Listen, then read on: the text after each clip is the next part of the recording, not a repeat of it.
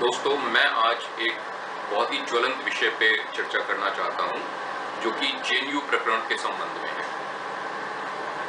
बहुत मीडिया पे ट्रायल हो रहा है, बहुत मीडिया के लोग तरह तरह के लोगों को बुला रहे हैं और तरह तरह की बातें कर रहे हैं, और सब लोग ये कहना चाह रहे हैं, वहां पर ये साबित करने की कोशिश कर रहे हैं कि कन्हैया कुमार ने झूठी नारे नहीं लगाए थे, एंटी इंडियन नारे नहीं लगाए थे, एंटी इंडियन स्लोगन्स रेज नहीं किए थे, इसलिए कन्हैया कुमार किसी भी कानून को उसने तोड़ा नहीं है और वो लायबल नहीं है, इसलिए वो जो अरेस्ट किया पुलिस ने वो गलत है।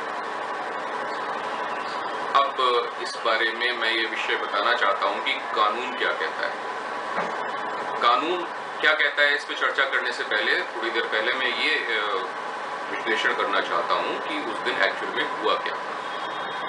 हुआ ये था दोस्तों कि कन्हैया कुमार ने जेएनयू प्रशासन से एक कल्चरल मीटिंग ऑर्गेनाइज करने की परमिशन मांगी थी, जिसको कि जेएनयू प्रशासन ने अलाउ कर दिया था।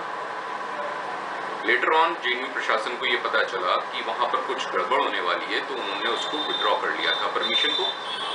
लेकिन फिर भी वहां पर मीटिंग हुई, कन्हैया कुमार की लीडरशिप में हुई। कन्हैया कुमार वहां पर एज स्टूडेंट यूनियन प्रेसिडेंट इकट्ठा हुआ था, वहां पर आया था और उसने सारे स्टूडेंट्स को इकट्ठा किया था। उसने वो सारी मीटिंग ऑर्गेनाइज की थी, he was the organiser of the meeting.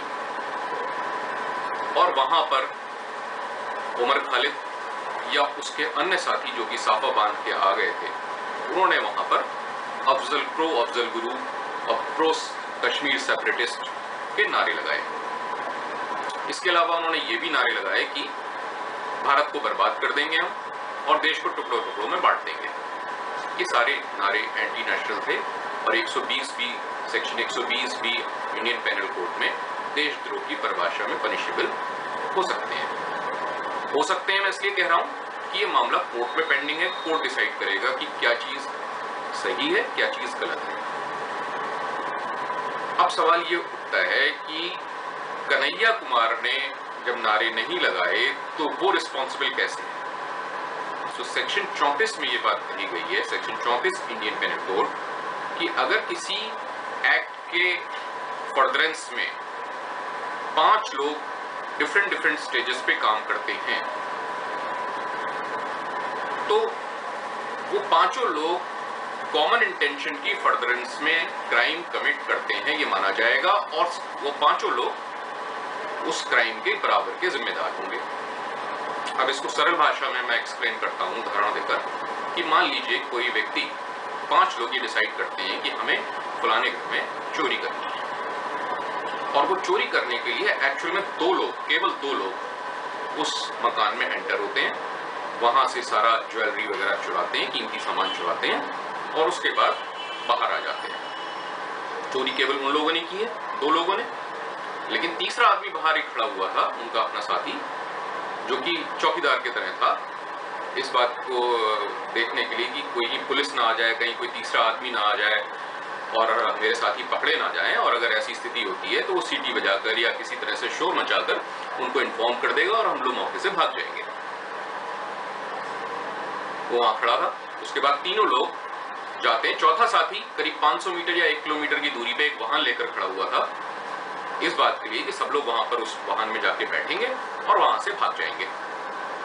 5वां आदमी कोई काम नहीं करता, वो केवल इस बात के लिए तैयार बैठा है कि अगर किसी वजह से इन लोगों को पुलिस पकड़ लेती है तो वो पुलिस में अपने अच्छे संबंधों का इस्तेमाल करके या राजनीति में अपने अच्छे संबंधों का इस्तेमाल करके इन लोगों को गिरफ्तारी से बचा लेगा। वो चारों लोग चोरी का माल आपस में बांटते हैं और बात खत्म हो जाती है। अब अगर वो पकड़े जाते हैं तो ये जो क्राइम हुआ है, इसमें 5 लोग बराबर के जिम्मेदार माने जाएंगे। 5 लोग चोरी के जिम्मेदार माने जाएंगे और उनको बराबर की सजा होगी एज पर सेक्शन 34, जो कि कॉमन इंटेंशन के बारे में कहता है इंडियन पेनल कोड में। तो अब इसी प्रिंसिपल को अगर हम जेएनयू इंसिडेंट पे लगाएं तो कन्हैया कुमार ने एक मीटिंग ऑर्गेनाइज की। मीटिंग ऑर्गेनाइज करने का क्या उद्देश्य था अभी नहीं मालूम, लेकिन सस्पेक्ट ये किया जाता है कि कन्हैया कुमार को मीटिंग ऑर्गेनाइज करने का उद्देश्य मालूम था। वो उमर खालिद के साथ मिलकर उसने ये मीटिंग ऑर्गेनाइज की और उसे मालूम था कि इस मीटिंग में एंटी इंडिया स्लोगन्स बोले जाएंगे। वहां एंटी इंडिया स्लोगन्स बोले गए। कन्हैया कुमार ने स्लोगन नहीं रेज किया, ये बात सही है, लेकिन ये सब उसकी कंसाइंस से हुआ, उसकी मर्जी से हुआ, उसकी जानकारी से हुआ और वो इस योजना का हिस्सा था। सबसे बड़ी बात यह है, वो इस योजना का हिस्सा था। वहां पर एंटी इंडिया स्लोगन्स रेज हुए, पोस्टर्स लगे जो कि देशद्रोह की परिभाषा में आते हैं। और अगर कन्हैया कुमार इस इंसिडेंट में नहीं शामिल था, योजना का हिस्सा नहीं था और उसको मालूम था कि ये सब गलत हो रहा है, तो 9th के बाद 10 फरवरी को इमीडिएटली उसको FIR लॉन्च करनी चाहिए थी, उस असेंबली से अपने आप को अलग करना चाहिए था। कायदे में अगर देखें तो IPC का एक और सेक्शन कहता है 144 कि ये सारे लोग अनलॉफुल असेंबली इन्होंने क्रिएट की थी और अनलॉफुल असेंबली में जो भी काम होता है वो इन furtherance of common object of the all people होता है। यानी वहां पर मौजूद एक JNU का स्टूडेंट वहां पर हुए क्राइम के लिए जिम्मेदार माना जा सकता है, कानून ये कहता है। पर मीडिया ट्रायल क्या कह रहा है, जो कि कानून के बारे में कुछ भी नहीं जानते, जिन्होंने कानून बिल्कुल नहीं पढ़ा है, वो ये कहते हैं कि कन्हैया कुमार ने स्लोगन रेज नहीं किया इसलिए वो जिम्मेदार नहीं है। अरे भाई, ये कानून नहीं है, प्लीज पहले कानून पढ़ तो लो। और अगर तुम्हें कानून नहीं आता है तो प्लीज किसी कानूनविद को बुला लो, किसी इंडिपेंडेंट लॉयर को बुला लो जो इस पोजीशन को एक्सप्लेन कर ले। नहीं, वो सब आप नहीं करेंगे। तो मैं आप लोगों को यही बताना चाहता था कि ये कानून यहाँ पर इस तरह से इंप्लीमेंट हो रहा है। पुलिस जो भी कर रही है बिल्कुल सही कर रही है।